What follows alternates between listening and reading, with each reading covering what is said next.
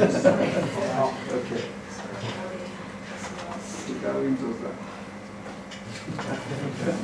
Okay.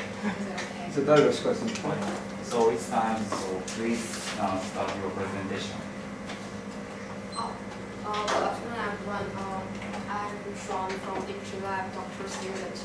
And today my presentation topic is understanding the e-government phenomenon and its diffusion process. It's not a complete research paper, but it's something like the research proposal for my doctoral degree. So in this presentation, first I will talk about the research background and then describe shortly the case I want to investigate into. And then say something about the theoretical framework I propose. And then by the end, discuss a little bit on the methodology I want to use to study this field, and then some future work for the next semester. So first of all, my research interest is innovation diffusion.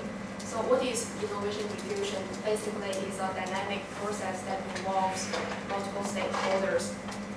And basically, the innovation was invented by a few adopters first, and then diffused into the complex social system. And every innovation has a disruptive nature. That means there are many uncertainties inherited in the innovation, and it may challenge the existing market and the existing technology and may raise new opportunities. So there are basically two ways to study the innovation diffusion. One is mathematical modeling, one is interpretive study.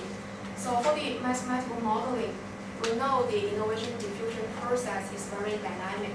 There are many stakeholders involved, so the outcome is always unpredictable. So the mathematical modeling might be too rigid to capture the dynamic consequences. And for the interpretive study, it's like we use human language to describe the whole process. So we know human language is subjective, so it might be too flexible to be rigorous. So that's why we need a third methodology to study this problem. So there are many kinds of innovations, product-oriented, service-oriented. So my focus will be the service-oriented innovation. So what is service and what is service system? There is no well-recognized definition yet, but the basic concept of service is it is the application of competence and knowledge to create a value between the provider and receiver. So it's not just about the provider, it's the interactions between the provider and the receivers as the value is created during those interactions. And also the service system typically involves not only the technology but also the people, the organizations use the technology, and also the shared knowledge and information is of the context. So the purpose is to deliver some value-added services to the customer. So compared to those product-oriented innovation, the service-oriented innovation focuses on the process rather than the static program IT technology. So within the service-oriented technology, I want to focus on the e-government. So again, there's no clear definition of what is e-government, but the basic function of e-government is to provide the public services electronically to provide some efficiency and effectiveness. So previously, many years ago, the e-government is like some offline services to provide the static information on the website, and the citizens can only view those information. There's no interactions involved. But nowadays, the e-government has been involved to provide some value-added services to offer the convenience, transparency, and effectiveness. And the problem about the e-government is that nowadays, even you know there is e-government exists, but you never use it. So the take-up rate of e-government is relatively low. And for the research on e-government, they focus on the user side of the system, not the, they focus other sides, not the user side, so it's overlooked. So some research claim that actually most of the e-government system fail to capture the imagination of the citizens, so therefore to raise the awareness of the services. So the challenge now is how we can bring up the take-up rate of e-government. So that's why my research question is, what is driving the e-government phenomenon, and how the e-government services is diffused and assimilated into this ecosystem. And my case will be the Hong Kong e-government system. I will introduce this later. So the research question, the meaning is twofold. First, I want to understand the complex relationships among technology, among information, and organizational factors involved in the design and management of the whole system of the services provided. And then after we understand the interactions, then to examine how those interactions as the resulted services affect the adoption and function of the services to the systems. So that's my research question. If I speak too fast, you can stop me. I may be time this. Okay. So next, I may introduce why I choose the Hong Kong e-government as the case to study. For the e-government research nowadays, there is the existing research or actually has a focus on those Western countries, especially the US, as the Asia e-government services study actually is rarely studied. And also the Hong Kong e-government actually is quite advanced in Asia. I think it's maybe just behind Korea and Singapore. So, and also the development of the Hong Kong e-government is still going on, so there are many potentials. And also the population of Hong Kong is highly computer literate. So in this way, I can focus only on the e-government services, not to be distracted to some other IT issues like the internet cloud usage rate. And also there is a gap between the theoretical work and the empirical study in the e-government research. So how we can combine these two parts together is also a challenge. So next, I will introduce the Hong Kong e-government briefly. So what is Hong Kong e-government? Actually, in 1998, in order to achieve the vision that Hong Kong should be a leader in the information technology, the Digital 21 IT strategy was formulated. Actually, each of these strategy identified initiatives to design the e-government related issues. And e-government is one of the key issues proposed in 2001. So basically, there are two flagship projects: government to citizen, government to business, government to employee, and government to government. So my focus will be this one, government to citizens, to see how those citizen-oriented services diffuse into the social system. So the purpose of Hong Kong e-government is, first of all, of course, to deliver 90% of the amendable public services electronically to offer some efficiency and effectiveness, and also operate 80% of the government tenders electronically. This is more government to business and government to government focus, and also try to accelerate the collaborations among different departments and try to build a join up e-government. And there are many parties involved. Like the most important one is OGCIO, the Office of the Government Chief Information Officer. Actually, this office will define all the e-government related issues and give fully support to the implementation. And also for the different departments, because they have different purposes. So in general, they will follow the strategies formulated in the 21 and the strategies, but they will implement the initiatives with respect to their own features. And also the Hong Kong Post will provide some certificate to guarantee the online transactions. So I'm not sure there's a now I can show you the website of Hong Kong government. Actually the key feature is called Hong Kong. Hong Kong government one-stop portal is a system centered.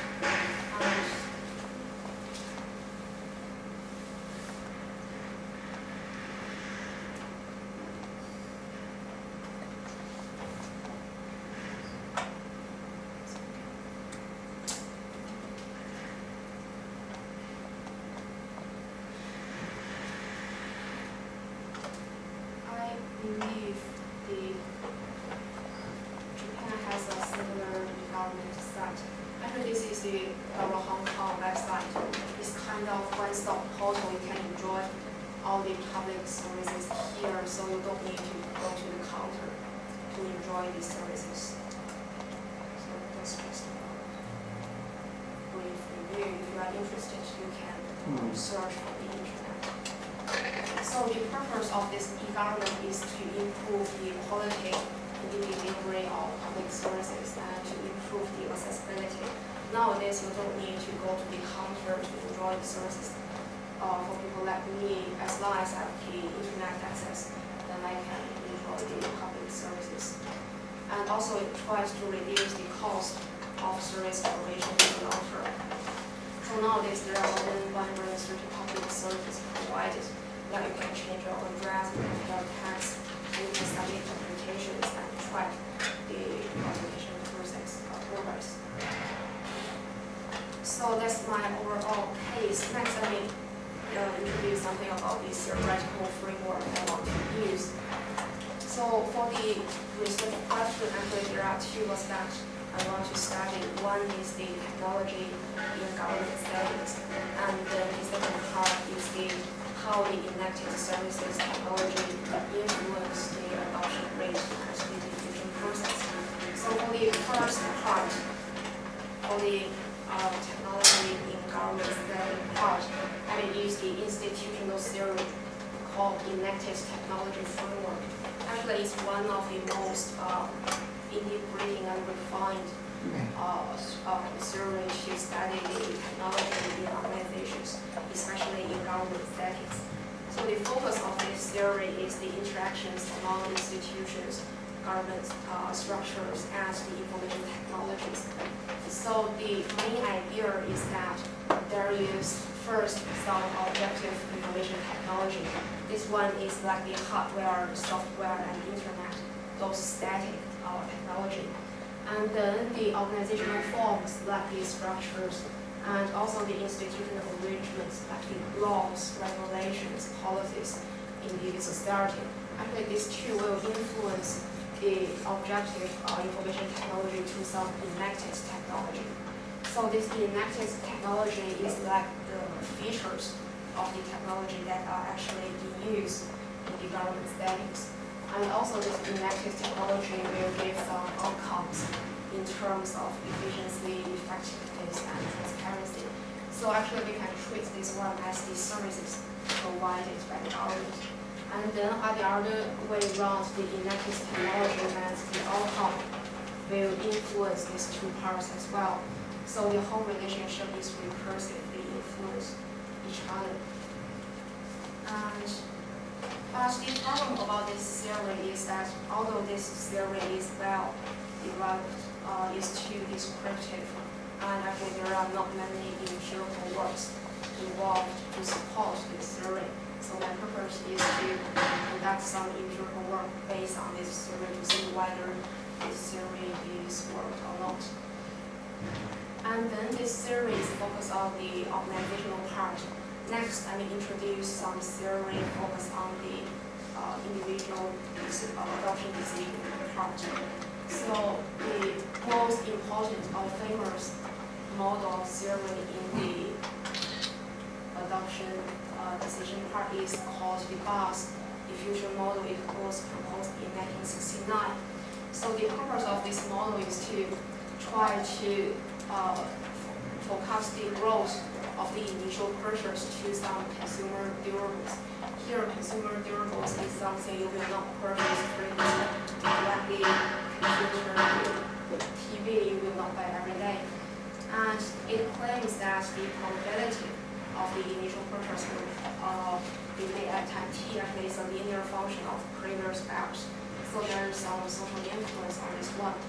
And also actually this model implies an exponential growth of the initial purchase to a peak and then decrease exponentially. So it's a bell shape and continuous layer shape for this one. So although this one is famous, but why we do not use this one for several reasons. First of all, the BAS diffusion model reflects only the first time purchase. So it only focuses on the initial purchase. And also it aims to forecast the probability of adoption at a given point. But for the e-government diffusion process, we are more focused on the ongoing and adaptive process.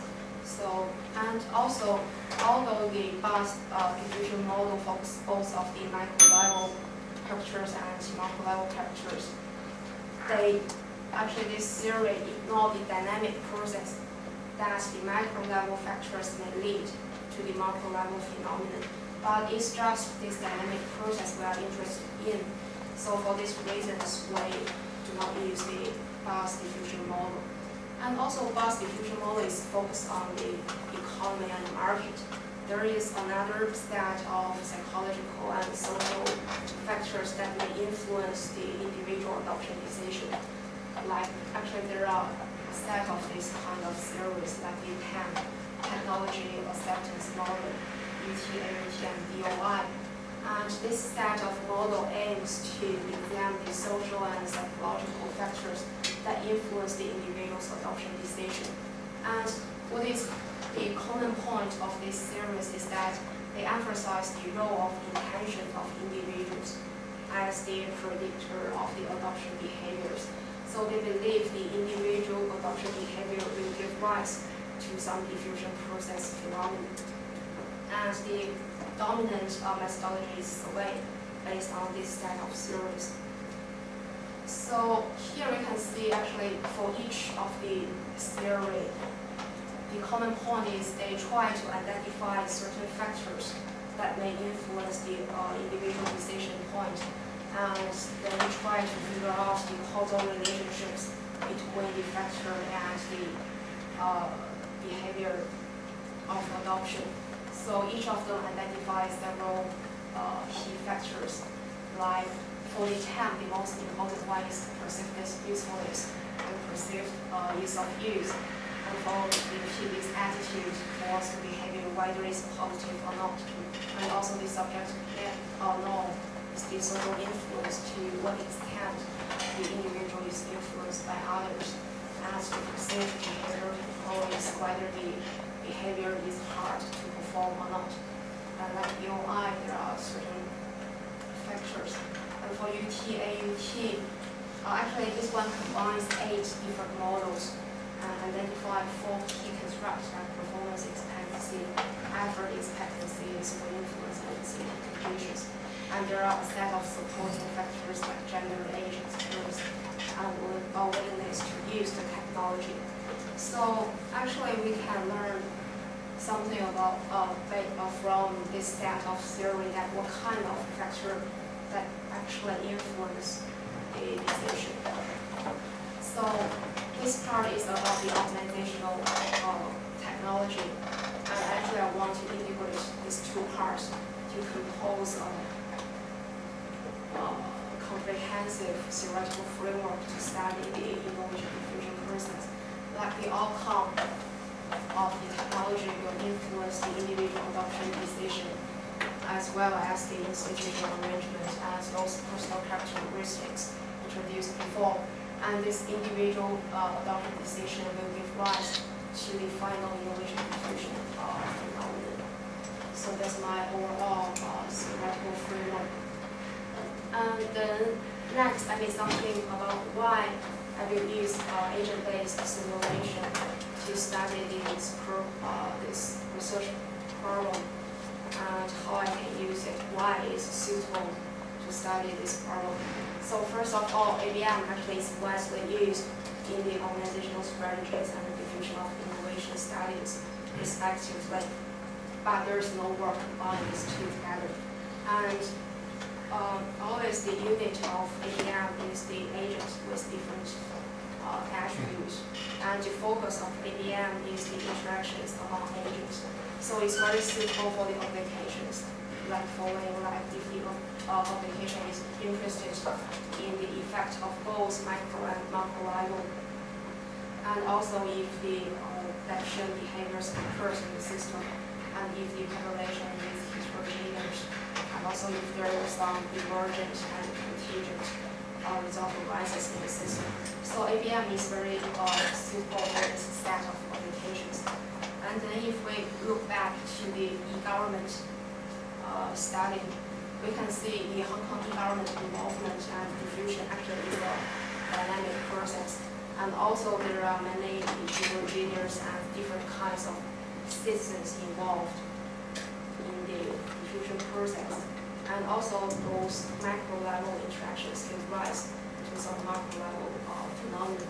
And actually the existing research work on environment adoption is widely used survey and case description, those traditional research methods, and ADM is widely applied.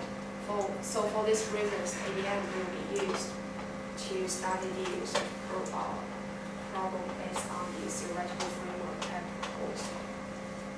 So the future work is, of course, to study ADM first and try to construct simple models based on the theoretical framework, and then include both of the consumer adoption aspect as well as the innovation management aspect.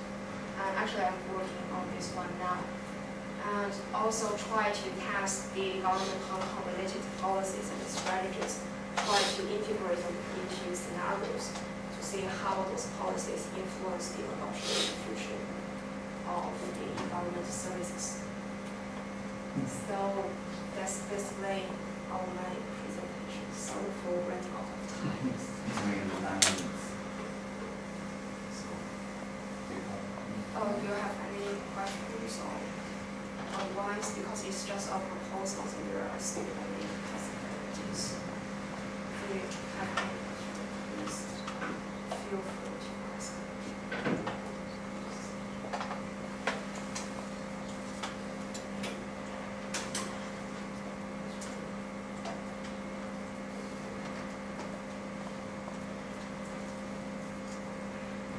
I think there is e-government document as well.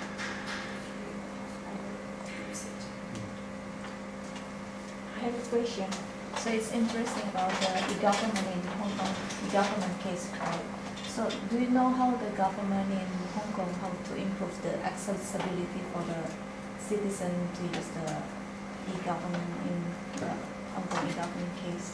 Actually, previously, many years ago, the Hong Kong government only posts static information to the website. So basically, citizens can only view those static information. They cannot enjoy the services. They have to go to the counter to enjoy the services. But now they put more and more services online to deliver them electronically. So as long as you have internet, then you can enjoy those services. You can submit your application online, like if you want to pay your tax, then you can pay it online and then you can track your process of the application. So it's depending on the technology, right? Each technology is, I think it's very simple. It's the internet. Nowadays, the internet adoption rate actually is pretty high in Hong Kong, in those developed countries. So it's about what kind of services you provide and how you provide the services. Yes, there are many different ways to provide the services, right? And it depends on how you promote those services. If the citizens are aware of the services and they think it's easy to use or they think it's helpful, then probably you take up relatively on this. Okay, just one thing. I think you mentioned like in this research you will use the survey method or something like this. Oh no, I'm saying the previous research. Most of the research in this area uses survey to identify the factors and try to find the causal relation. But the problem is of survey, is it ignores those dynamic process. It can only identify the factors to see whether the relationship is positive or not. So I will not use survey, but I will use agent-based simulation to try to capture the dynamic process. So there's a research gap because either they use survey or the case study descriptive work. Descriptive case study. Which means you don't have plan to make a survey in the market who provide the service and who receive the service. You don't have plan. No, but The major methodology will be the ABM, but before that, if I want to learn about the case, if I want to be familiar with the case, probably I will use some data provided by the government, because there are some government survey available online, so I may refer to those ones. Probably I will not conduct survey of myself. Could I ask a question? Could you back to the slide showing the research question? Yes. Yes. So I think you are interested in the what is the driver? What factor is the driver of the e-government phenomenon, right? When I use the word driving, I want to understand the phenomenon, the interactions among different stakeholders. So what is the, it's not the force of e-government services, but the result. So my question is, so how do you tackle this research question? You may use a lot of, say, theories or models from, say, service science, diffusion model, or sociological something, right? You refer to many, say, disciplines or models or theories, right? Yeah. And finally, you may use the ABM, right? Yeah. So I'm a bit confused in how to, say, combine these a variety of approaches to answer or to tackle this research question. First of all, this research question is like the information system, information management RAM. As actually those theories are adopted from this area. And for the ABM, actually, there are many ABM studies based on those different theories. Okay. Actually, I have some extra slides, like there is a consumer diffusion paradigm. And this one simplifies this theory. They try to extract those key factors, like they build model of consumer, the products, the services, and then try to figure out, try to calculate a certain index, like depends on different factors, and then to see how those factors influence the individual adoption threshold value. And if this one is larger than the default value, then they will adopt it. Otherwise, they will ignore. So actually, I try to study the ABM, the related ABM study to see how they simplify those theoretical frameworks. So by your research, you'd like to identify what is the, say, efficient way to diffuse the e-government influence or something? Yeah, actually my first step, I want to examine those policies and strategies related to the e-government. Maybe I will choose one single service as the first beginning, like the e-tax, and those simple ones. So from the viewpoint of the government, you mean, or from the researcher's viewpoint, what sort of stance do you take? From the consumer side. From the consumer side? From at the first beginning, from the technology, the provided services side, and then after that, after I understand those resulted services, I may focus on the user side of the services to see how or what kind of policy influence their adoption decision. Because there are some study about how the public strategy and policy of the government influence the diffusion process. They focus on the consumer side only. But I think those policies will not influence the business directly. Actually, those policies are embedded in the services provided. So there is a preliminary interaction between the government policy and the social context and the services provided first. And then the resulted services, the result of those interactions may influence the systems, the individuals to take up the services. So it's like, this one is like an interface, because the citizens may only view the outcomes of the government. So then if we don't understand this outcome, how can we know the influence of this outcome to the adoption decision? So that's why my first step, I want to study the interactions to see what is the resulting outcome, how the outcome is like currently available services, and then to see how the resulting outcome influence the individuals. So it's like two steps. So it's like a long-term for my doctor studies of some. Right.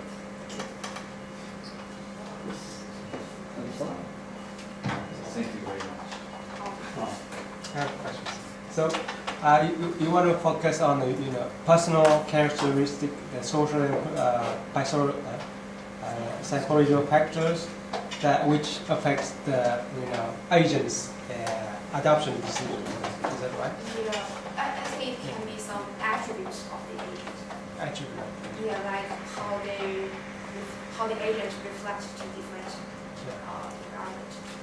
Well, in the case of e-government, because we have to use internet and computers to make a lot of applications in e-government. So, in the case of that, I think the main one of the important characteristic is the objective information technology of the agents, of the people themselves, because not all the people can use internet and computers to access e-government, or so it depends on not only social and psychological factors, but also the technical. Yeah. So that's, technical of the people. Yeah. So actually, that's why actually innovation part, I see the population of Hong Kong actually is they have some computer skills, and the internet adoption rate is relatively high. So basically, everyone has internet. So that's why I think those technical issues will not be a big factor of this study. So I can focus on these spaces and ask you provided. So if I change the case to study the government of other countries, then probably the technology should remain itself. Okay.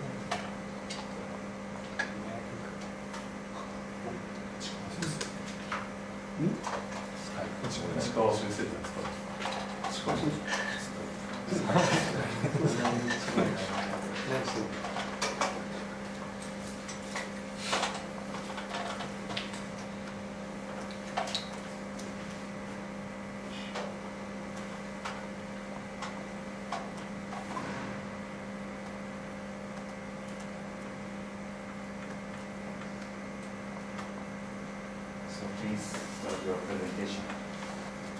Okay, thank you so much. So good afternoon, everybody. I'm Zahir Ahmed.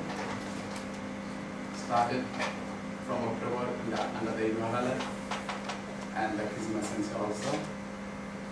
So today I will present the role of organization in changing process towards servitization of business. So this is the agenda that I'm going to be talking about. Firstly, I will present about the summary of this presentation, then background of servitization, organizational transformation, and I add one real life case study of IBM Corporation, and finally we discuss together. So this is the summary of presentation. I think it's better we know what is servitization and what is it. For me, servitization is the most key business strategy in today's developed economy. But still, this is a big challenge for organization because it required the transformation of organization from transactional to relationship business approach. And it also required the new business model, new metrics, added incentives, and also the development of new capabilities in the organization. So there are two big issues that I will discuss first. The process transition of organization, shifting from manufacturing to servitization. And another thing is how this process or any changes of organization could be successful. And finally, I add this successful story of servitization. You know, the IBM Corporation, that highly successful in the industry. So what is servitization? I think still this is a debate. Even I talk with many people, professor, what is servitization? So based on different authors, I give some definition. They're talking about servitization is the fundamental movement of manufacturing enterprise to one who provide both products and services as an integrated one that meet the whole requirements of customer. And according to Braggs, he said to add value to the core chain, services can be tangible products to differentiate them from competing products.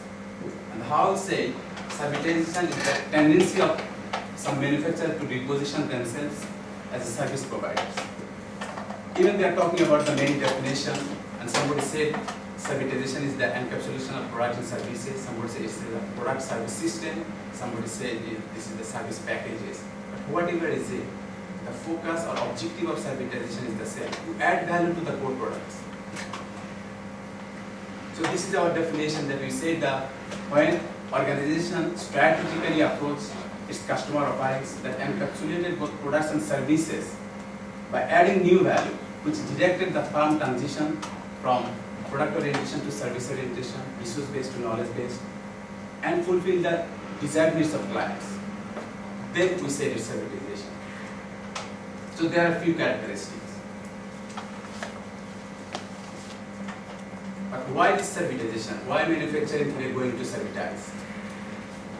First, economic pressure, because as you know, the role of services is growing in the manufacturing sector as the necessity of service activities in the industry is high.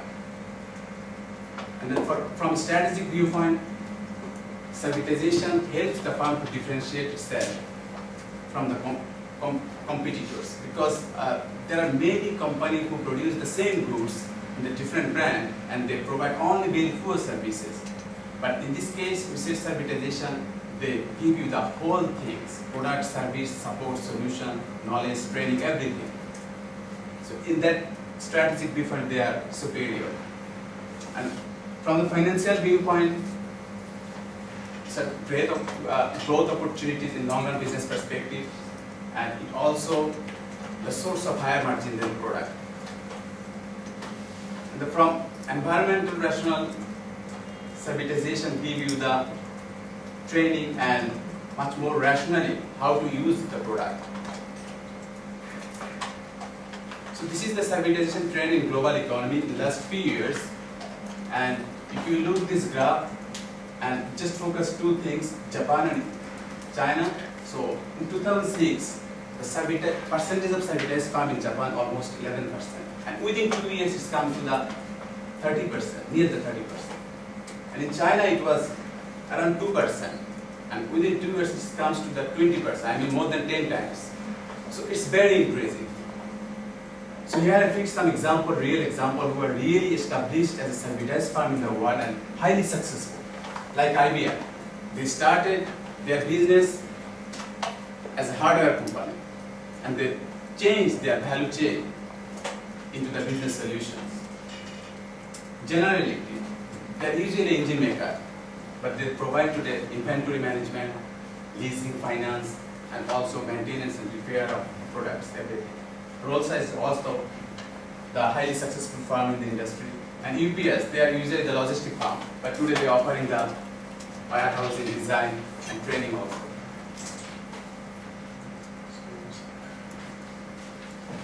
So there are many advantages and very high growth we saw in the previous slide, but we also have many significant challenges. It's not so easy to transform your organization in service provision. It's also very difficult.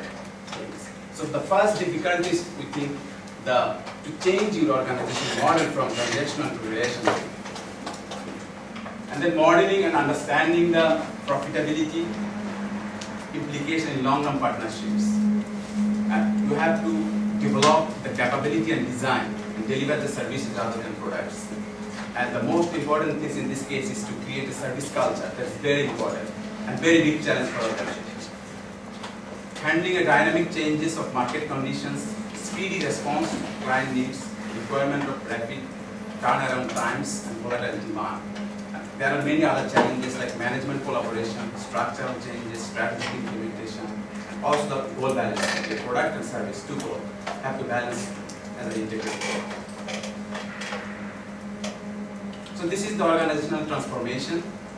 So basically, in every manufacturing organization, they have some steps from starting to produce the goods. I mean, from research and development to send the product into the customer hands. So they have the process. And first they doing the research and development. And most of manufacturing companies' main focus, main concern is the technology driver. I mean, they are much more involved how to develop the product, how to create new design, and how to develop the quality of product, this kind of things. But they're less attentive to the customer needs and expectations. What the really customer wants, they're less attentive in that case. And the procurement, usually when you say that procurement, it comes in our mind like it's a supply chain, is the most important thing. So in every manufacturing company, they usually focus, the supply chain main focus to purchase the raw materials from the supplier, and they push it to the operational level usually to produce the goods. But in servitization perspective, we say this supply chain have to extend into the value chain, the whole chain process from the supplier to the customer as a more strategic level. So in production, after then comes to the production is basically the raw material, you collect the raw materials and you produce the goods. That's the main things, and to increase the production efficiency, main concern usually. So, but in servitization perspective, that is not matter. You need the skilled people. You need the capabilities building. Otherwise, you can't provide the superior high quality service to your customers. Sales and marketing. Usually, what's the intention of every manufacturing company's sales and marketing perspective? They usually produce the goods and to push the market new product and try to acquire the more customer into their account. But what's happening in the servitization? It's not the same thing. Your concern is not to push the product. Your concern is to giving the value, more valuable products to the customer. And in after sales services, usually the manufacturing company they're giving very poor services and they don't connect with the customers for long run perspective. Just very poor lump sum services. But in service perspective, we say you have to give the service assurance. You have to maintain the long-term relationship with customers. Otherwise, you can't be successful. So this is the change management perspective. In order to any changes, because change management is very important things for organization, any changes. And in order to successful this kind of changes, you need to follow some drivers. What are the key drivers to make this kind of changes? So this is the general model developed by the Porter. He is the Harvard Business School professor. So this is a very general model for every organization you can use. But here you focus some crucial, the more key factors that is really helpful for successful servitization. So the first thing is to create a service vision. This is very important. When you move from product orientation to service orientation, at the beginning of the changes, you need a very clear and you have to create a service vision in your organization. And you have to transfer this vision to the whole of the organization, all employees. who is very clear to understand and what you are going to do. The second step is mindset and strategy develop. The basic things this mindset and strategy develop is when you move from product to service, there are many things involved, your culture, your behavior, everything. So you have to set up your mind into the new changes. And in this servitization perspective, we say the major focus thing is your transaction to relationship. Don't think just you sell the product.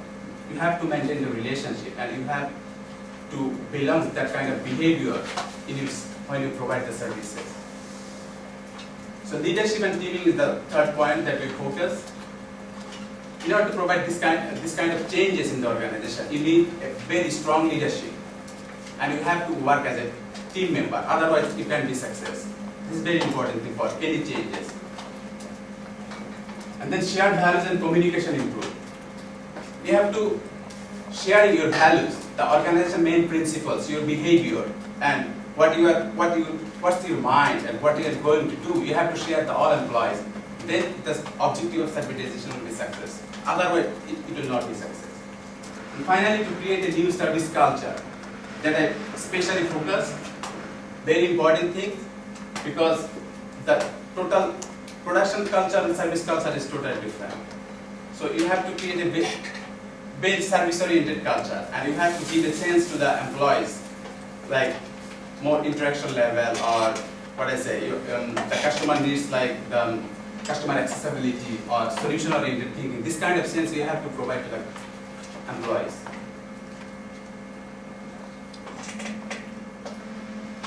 So cultural adaptation to new changes. So what do you know about the culture? Here is the definition by Tom Finners. He said like the way we do things around here or the way the organization is doing its business. This is the culture. But here I picked two cases. As I said, that if you look at the manufacturing organization, what are the main focus of culture from the cultural viewpoint? They try to be much more standardized, they much more focus on economies of scale and efficiency, but the service industry, they usually focus on innovation, flexibility, this kind of things. So, and the cultural adaptation, you have to also consider your organization much more on customer-centric service culture. Consider the customer as a core of all managerial, financial, and operational decisions, and consistently should demonstrate its customers to communicate to all employees. And finally, you have to create a communicating the company's culture to its customers, your personal appearance, implication, interactions, and service providers' knowledge, skills, and attitude as well. So this is the real case study of IBM Business Corporation that I picked. As we know, IBM is a very highly computing and technology firm in the world. And at the beginning, they started to produce the tabulators or scales, such kind of things, but today they offer its hardware, software, support solution, everything to its customers. And in 2010, they had the total revenue $99 million, and more than 80% of this revenue comes from service sector, services and software. So it's dramatic change, even from the 1990s to 1980s. So in the IBM case, I'll focus two important things, and I've discussed two different periods of IBM. First is in 1980s, that I say the IBM is non-servitized firm, and in 1990s, I say the IBM is a servitized firm. So the same things, I applied here the same concept of the last I showed. So the same concept. What's the very big changes in the IBM in that conceptual model? So in my study, I found like 1980s, the IBM's culture or people, they are less attentive to the customer. I mean, they're not interacted much more in the customer. They're much more on technology driven to produce the new goods or push the new product in the market. But in 1990s, they changed this kind of business model, and they said like, we don't think about the create the new technology, we think the application of technology. And then supply chain, in order to extend their services, they build their own service supply chain after servitization, and they also focus the very efficient people to produce this kind of service. They acquire the much more expertise who who is really specialized in the service sector. And in terms of sales and marketing, they say like, in 1980s, they said we don't have any marketing department. And marketing means in that time is the sales, nothing else in that time. And they just push the iron or the product in the market.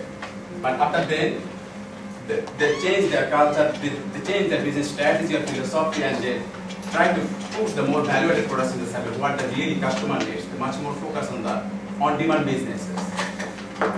In after-sales services, as I said, when they are not in service, they only give the customer very poor product services, product maintenance, very poor, and they don't care about the customer in long-term relationship. But in after servitization, they focus on much more on networking, and they create they give the customer the service assurance, and they also train the people how to use the product. So IBM change process. At the beginning of the change process, the CEO Louis Gassner, he was the key driver of IBM these big changes. He said like we need right now to create a vision, and the first frame of that vision was like to make the companies profitable through the only service provider in the industry. So at the beginning, they create a very new vision of services. And then they try to develop their strategy turn on the customer needs, on-demand business. They say, we don't selling the computer, we're selling the computing services from now. And from the leadership perspective, they reveal their leadership model and give the new sense of purpose to the customers, and also require the employees and managers level to work together to these big changes. They also shared their values. In generally, IBM has some values like they say excellence in everything we do, superior customer service, respect for the individual. So this is the basic principles or shared values of communication in the IBM at that time. But in extent to these values, the CEO, he also make the internal discussion with the employees and share the values and take their opinions and also execute this kind of opinion in their business strategy. So building a new service culture. In order to make these changes successful, IBM created new 8 principles after that, and also the changes their behavior, like from the product to customer, and do it my way to customer, to attack the people, to attack the process. This kind of things, they also changes in their organization. So this is the final slide, discussion and conclusion. So servitization is really increasing in the field, especially in business-oriented world. And what is servitization? As I said, it's much more on customer needs and expectation and turn on the customer demand. But still, this is a big dilemma, because in one hand, servitization gives you a lot of opportunity in terms of economic, financial, environmental factor. On the other hand, if you cannot apply, if you cannot implement this kind of strategy successfully, if you cannot adapt it, then it's lead the firm to the bankruptcy. So my suggestion is you focus here the one model, the conceptual model. You have to change this kind of concept when you move from manufacturing to servitization. And still, this is a very big field and very new field, so we have huge opportunity to research in future. Thank you so much.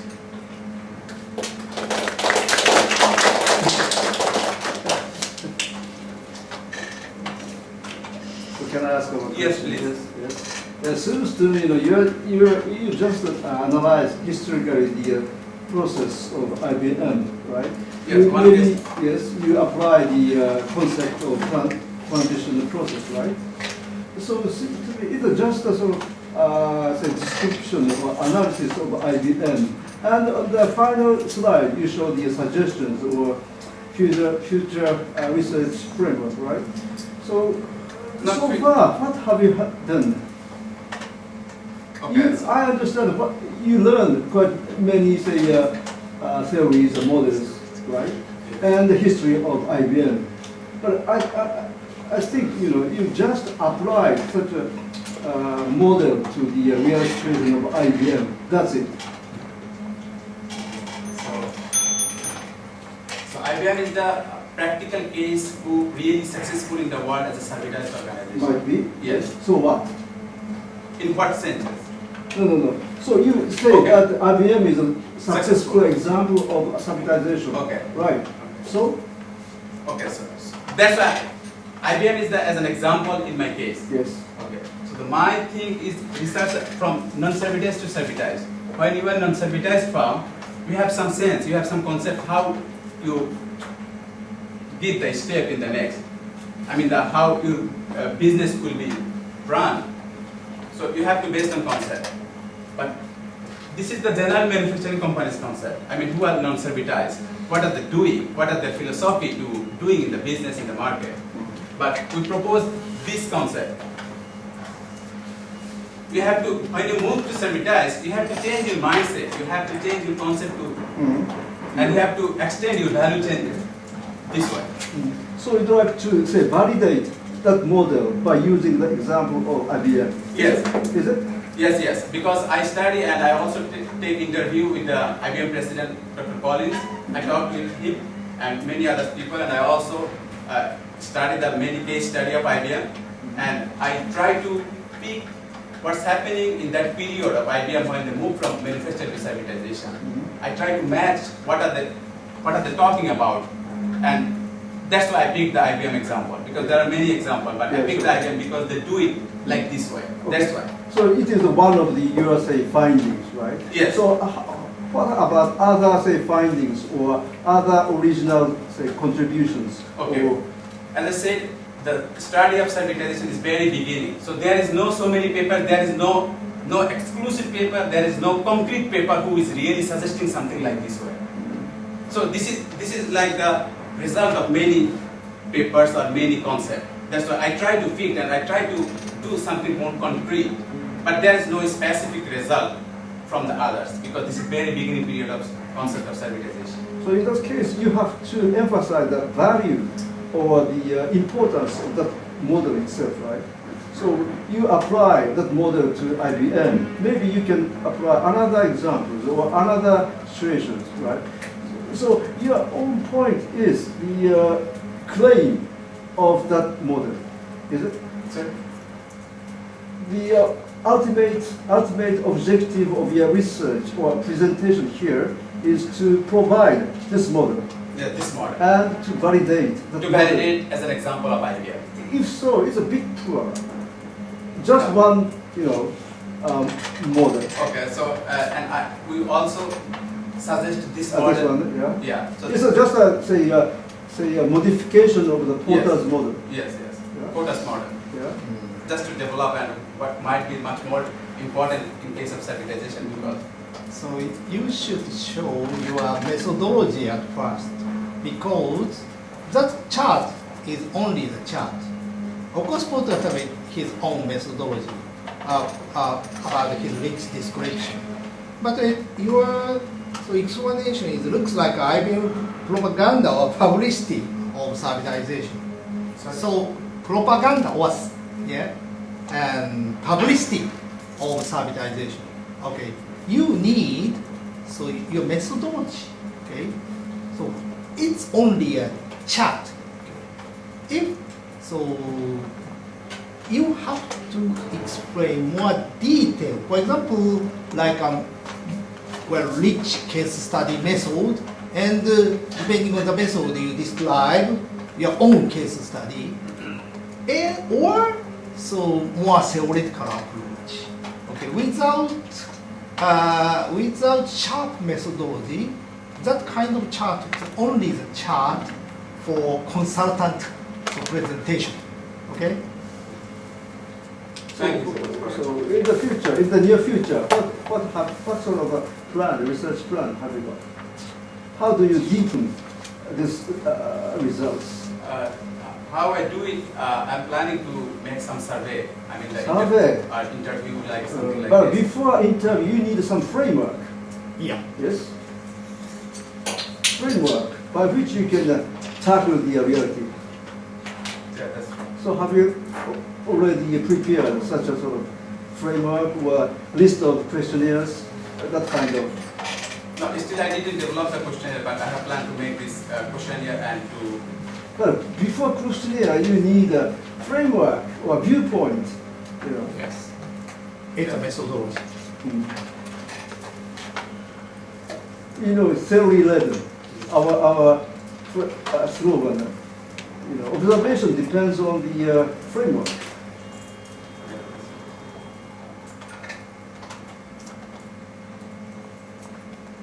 As Kijima Sensei said, if you'd like to justify this framework, you need to find more evidence.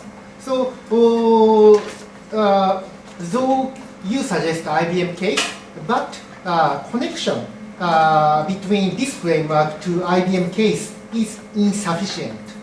So, you need to connect, for example, technology driven to user needs and expectation. This change, what is the correspondence part of IBM case between this transition and IBM case? You need to show. Okay? Wouldn't it be discovered like this? Yeah, but your analysis of this IBM case is not structured. You need to more structured case analysis. Okay. Thank you so much.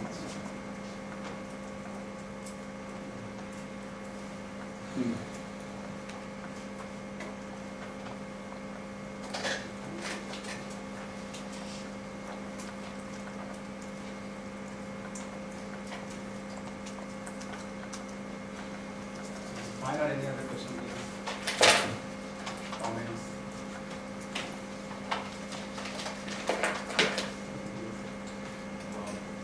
I've understood that one way to characterize the transformation from product-centric to service-centric thinking is to think about the solutions that the business provides. So how do you characterize with your framework? Where does it actually show which blocks help in understanding in that kind of development to actually provide solutions instead of individual separate products or additional services? It's more like holistic solution for the customer. So how would you illustrate that with your framework? So in IBM case, as I said, like before that, they don't care about the customer research expectation, as I said, and they're less interaction or less connecting to the market, real marketplace. So after then, when the MOOCs are retired, they're much more concentration on what the customer needs and expectation, and they try to develop their business strategy based on customer and the real marketplace. So and they try to customize their product, but they're the core product, and they try to extend their value in the different services and offer customer a whole package and try to solve the customer problems and business solutions, whatever it is. There's some element that is really illustrating that kind of change. And if you consider from the customer's perspective, the offering changes. So is there some kind of, is it about the production process or is it more about R&D, which is critical element? As I said here, like in terms of research and development, before the servitization, they are like to develop the technology, I mean, much more on technology driven. But after then, they say like we don't focus on the technology invention, we focus on the application of technology, or how to do it. Like this kind of things, changes comes from non-servitized to servitization. And every perspective they do it. Like in the sales and marketing, as I said, they don't have any real marketing. And they say like marketing is the sales in their terms. But after then, they don't say that. They say like we provide the service, we add the value, we provide the value to the customers, not the product, not the push the iron in the market. So this kind of sense, this kind of changes comes in their behavior in the organization.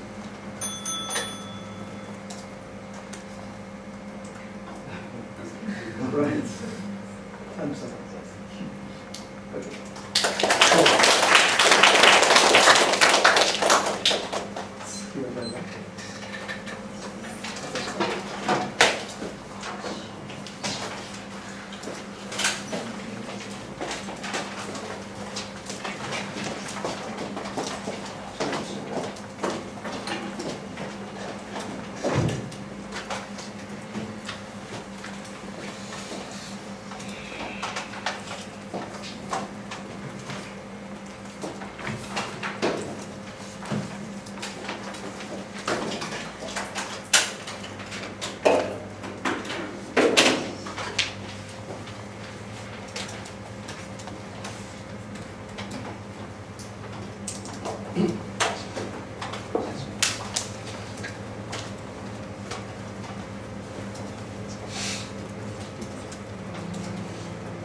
Okay, so please start your presentation. Thank you. Good afternoon, everyone. I'm Lisa Hori in Kishimama branch. I'm nervous because I'm not good at to speak English. But so why my turn is now? So Shan-san and Zahir-san and me and next month Monahan-san. All is overseas student. So and doctor student. I'm just master student. So why? Nobody thinks I don't know. I don't know. So, but It's just your do time. my best. Okay. Let's start. Yeah. Today I talk about my research. My research is value co-creation on service platform. Case study of regional shopping malls by two-layer agent-based simulation approach. My research agenda is like this. It's the introduction, a model, simulation, and finally, conclusion box. First of all, introduction. So, what is platform industry? So, platform industries are featured on today's business study. On service science, platform must get both sides of the market on the board, and they enable interaction between different groups of customers and providers. There are two markets. One is value co-creation by providers and customers. Another is value orchestration by platform. The classical example is provided by credit card service. In deciding whether or not describe some crime to a specific card, customers consider the number of the merchants accepting its payment, whereas merchants consider the number of the customers wishing to use it. The value of joining a credit card platform depends on expectation about the opposite network size.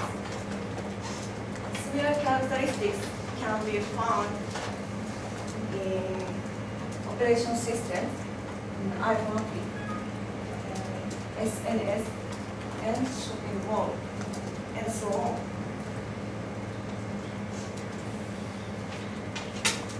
By the way, the typical research on service industry is Gene and Law.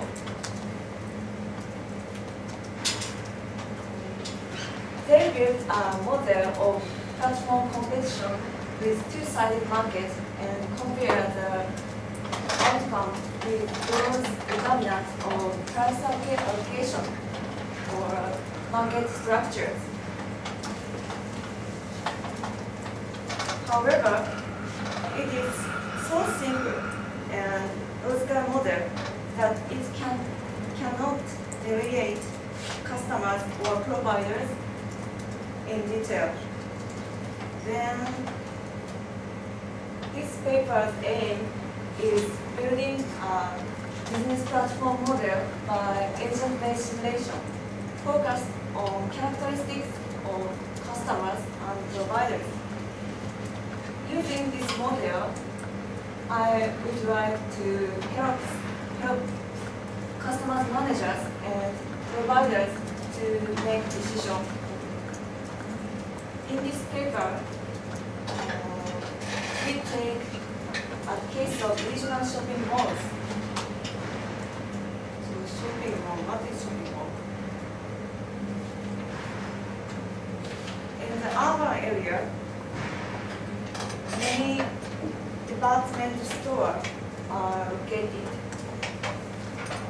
On the other hand, in the suburbs of the city,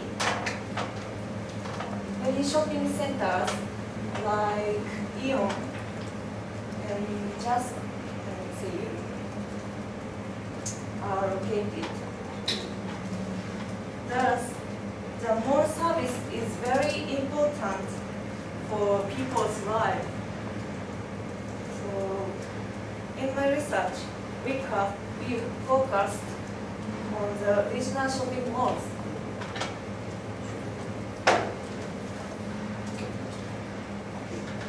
On the regional shopping malls, tenant allocation and tenant attraction and set up to charge for the tenant are big problems. Then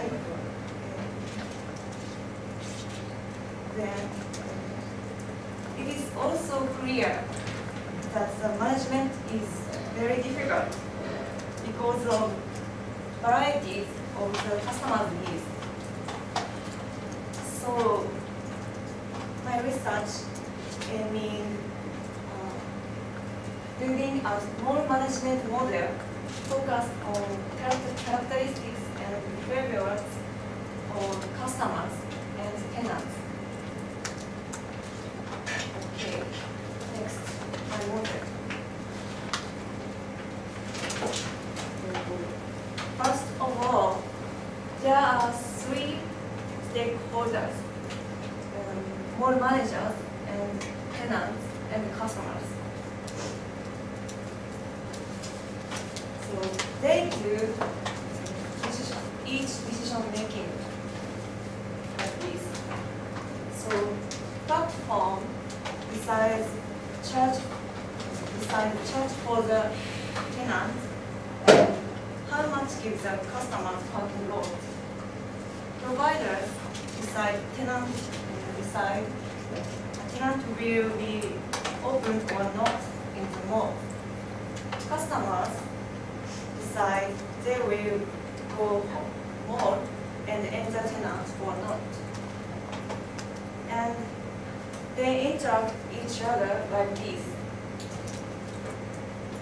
For example, mall manager give tenant allocation for the tenant. On the other hand, tenants pay rent of the tenants. So when customer enter the tenant, so tenant give the service for customers. So they interact each other. So three dilemmas occur.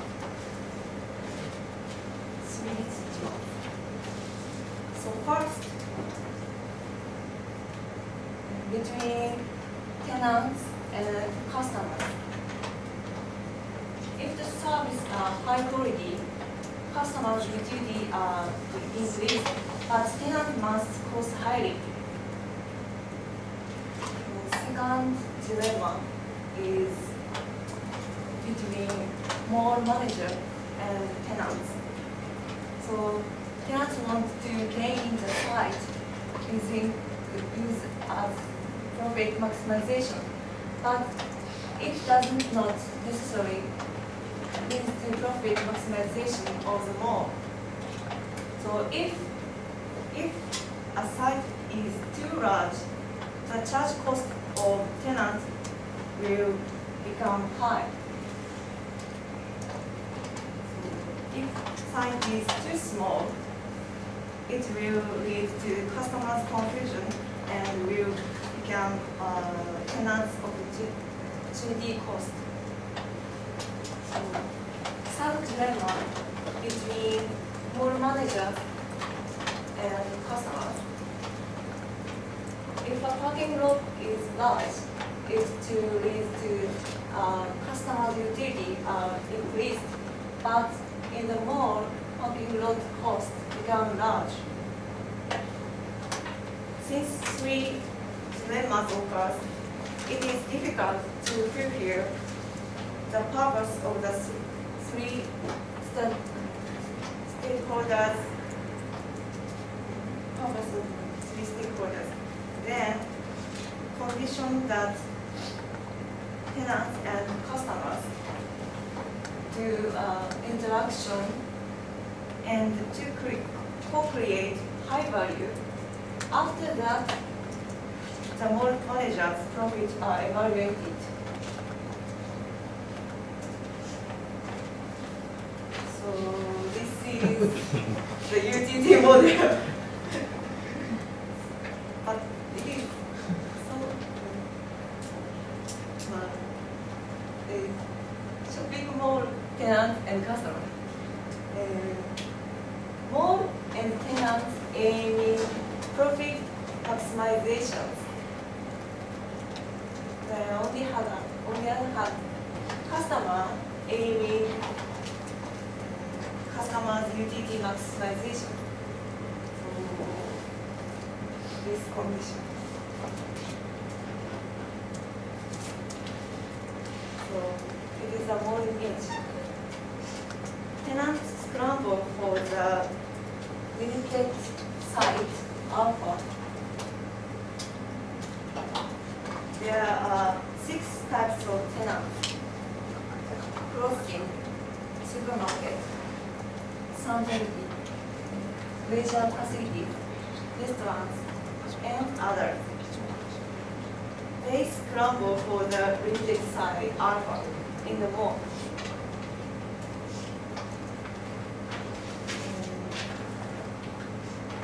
Customer agent types and preference and characteristics are shown based on investigations of Michael's content as shown it. So there are 5 types of agents set up. So housewife, female group, family, senior group, couple. For example, housewife likes busy supermarket and sandal. For example, so senior group, they like they are a friend community in the mall formed and enjoying lunch and so on.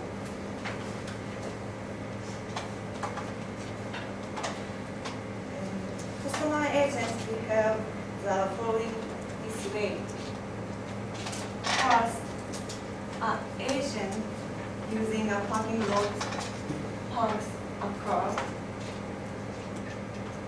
And in the parking lot, queuing generates.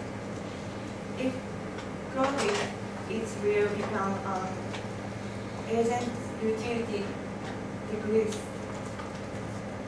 An agent,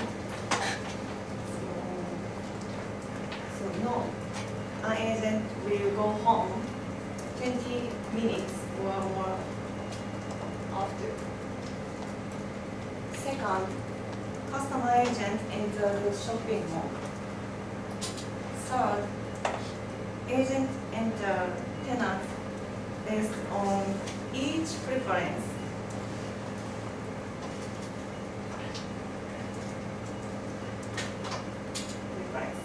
Agents change each utility by service.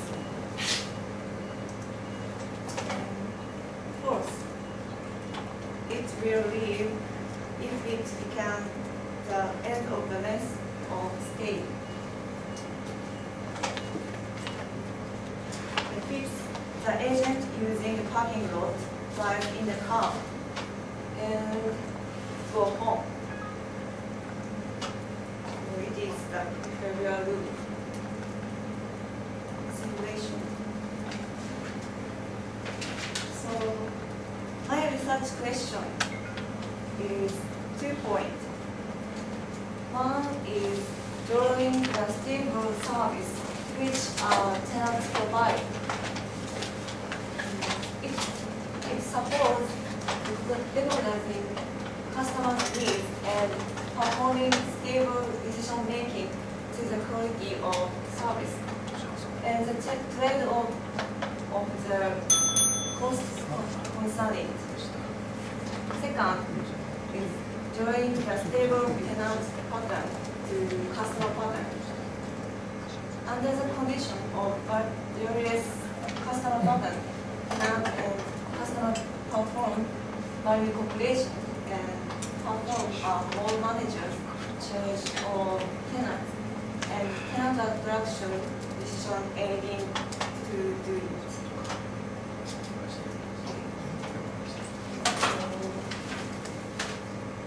A technique is SOAS because of three reasons. It can treat complexity.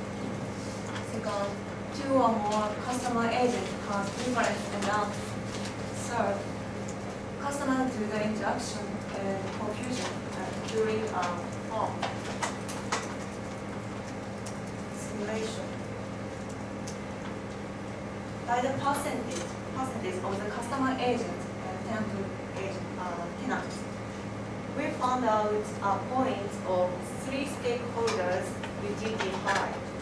Moreover, we found a tendency of the relation between customer agent, customer pattern and tenant pattern. Evaluation.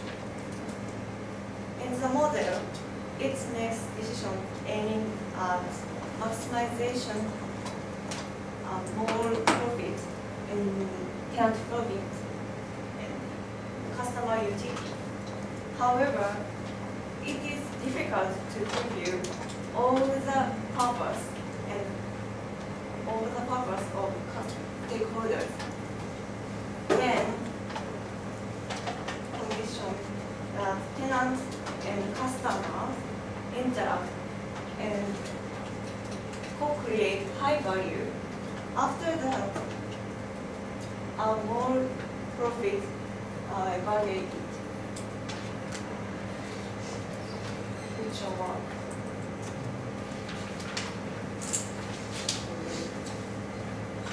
In my research, rebuilding a platform business model using by agent-based simulation. However, we have two big problems. First is reconstructing agent preference according to a real questionnaire. Second is evaluation of the model. So it is changing as agent action by the schedule or time zone. It considers invariant at the following three steps. First, it is creating the simulator corresponding to the present model. Second, it updates to the simulator incorporating the evaluate model. Third, I would like to be producing a specific regional shopping mall as a case study. So, using this model, I would like to perform model instruction for the decision aiding of mall management.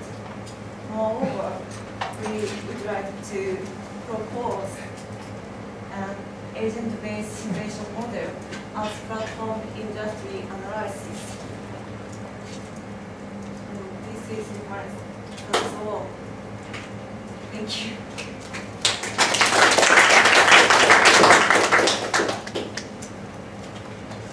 Do you have any questions and comments? Can I have a question? Why do you focus on the number of parking lot factor as a decision-making factor to customer? Usually, suburb type of shopping mall has the enough number of parking lot. So customers sometimes wait for the vacancy of parking lot, but I think full parking lots case is rare, I think. How do you think? 日本語でもいいですか？あ、いいですね。駐車場ってこの地域のリージョナルショッピングモールにおいて駐車場っていうのが実は駐車場広いっていうのがそのショッピングモールに行くかどうかの一番の決定事項になってるんですよね。いろんなアンケートを見ると。それでもその駐車場をどれだけ取るかっていう問題はモールマネージャーからするとその、コストにかかるわけですよ。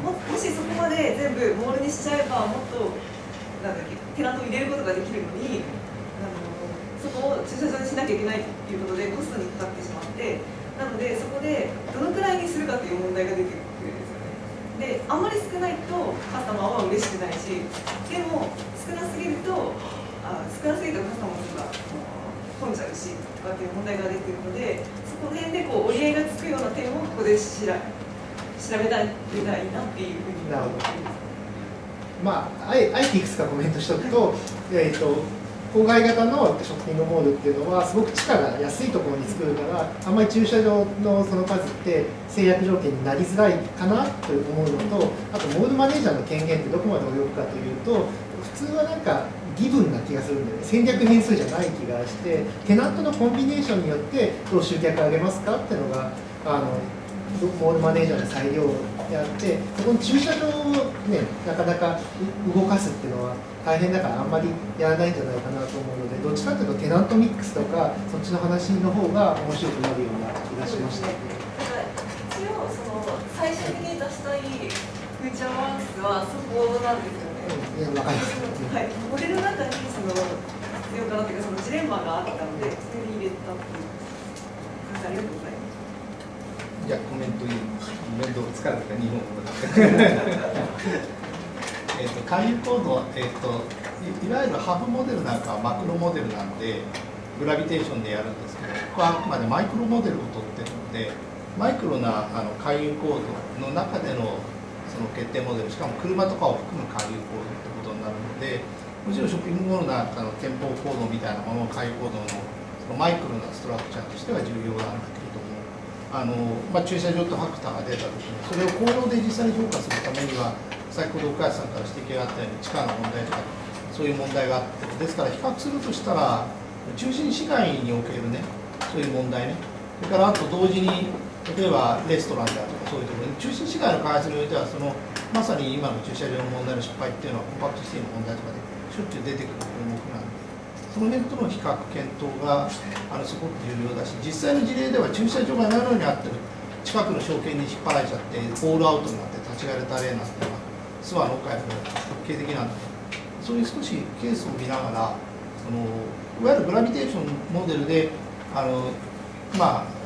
グレーションをかけるのとは違うマイクロなファクターを考慮してのリグレーションの中でそういう問題をどういうふうに入れていくかっていうのの方法のメソドロジーを少し整理するとシャープになる。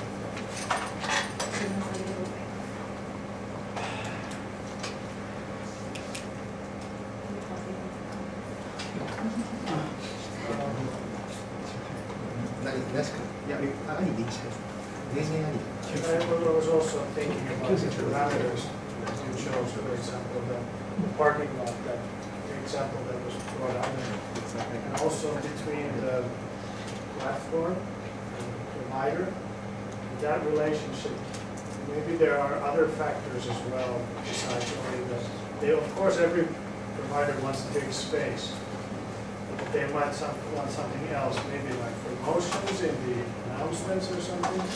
So I'd like to see more,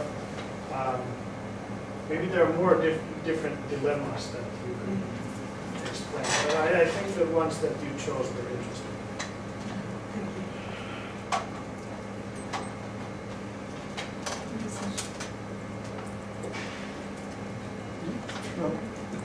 So oh yes, please. It was really interesting. I was considering, because value co-creation is one of your key concepts, and I can see how you apply it, but could you somehow explain how you define value co-creation?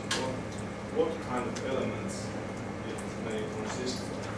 Do you always bring it back to profits and money, or can you somehow see different levels of co-creation of value, let's say, between the tenant and the customer? What I'm trying to ask is that if there are, in a way, tenants, retailers who are able to provide higher levels of service, so how does it show in your model? Can you take that into account as well, or is it basic assumption that applies in your model that everything is based on co-creation value? Yes, so how do you define the co-creation of value? Is everything that takes place, is it co-creation of value, or are there levels of co-creation that you can say that some of it succeeds and some of it does not succeed?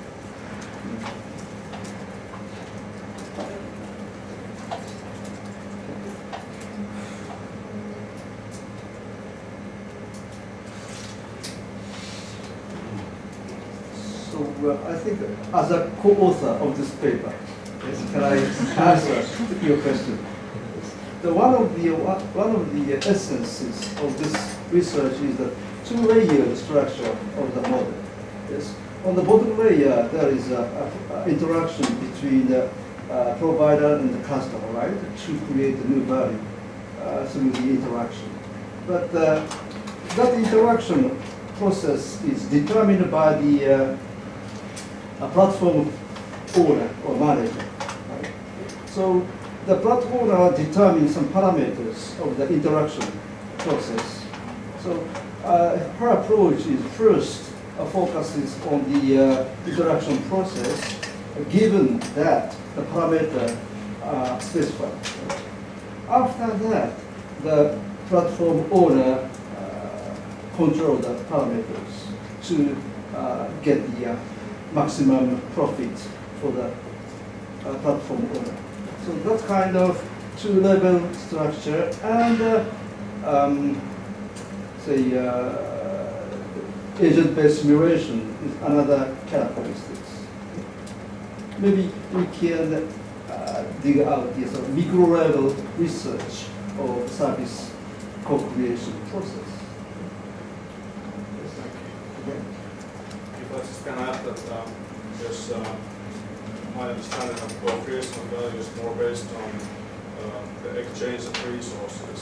So I try to ask that, do you actually, is it possible to define also other resources than, like, for instance, parking space, or which is presented here? So is it, can you somehow maybe open it up a bit with more ways to change resources for value co-creation between these three parties or two layers?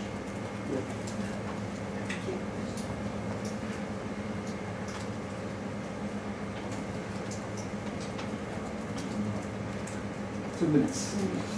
May I ask a similar question? The slide 19. Could you show me this? 19. So you mentioned the value co-creation in the second layer. Sorry, just before. No, 18. 18. Oh, no. Right. Yeah, so you mentioned the value co-creation in the second layer, which is first layer, I don't know. But the second layer, the bottom of the layer, the customer contribute somehow in the value co-creation. But I can imagine how the customer can contribute to the value co-creation in their model. Could you express that? な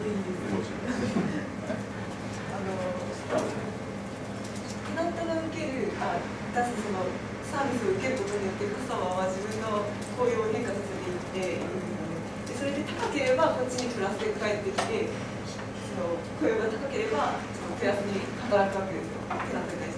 で、低ければマイナスに働いてっていうのがこう繰り返されて、それでバリューコクリエーションっていうふうに高ければあ購買量が例えばプロバイダー、テナントが出すサービスの質が高ければカスタマーは嬉しくなって自分のレシさっていうそのユーティリティのファンクションをこうどんどん変化させていくんですよね。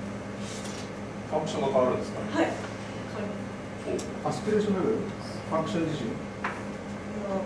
前に形式化した、値じゃない。そう、こういうです。要はいっぱい買い物するとかそういう意味そうです。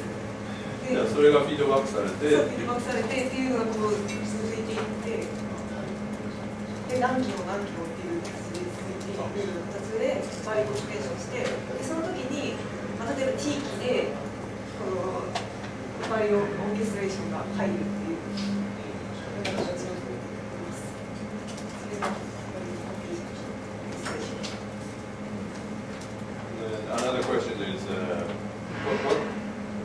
what element or what factor of the tenants affect the service quality of the tenant? それは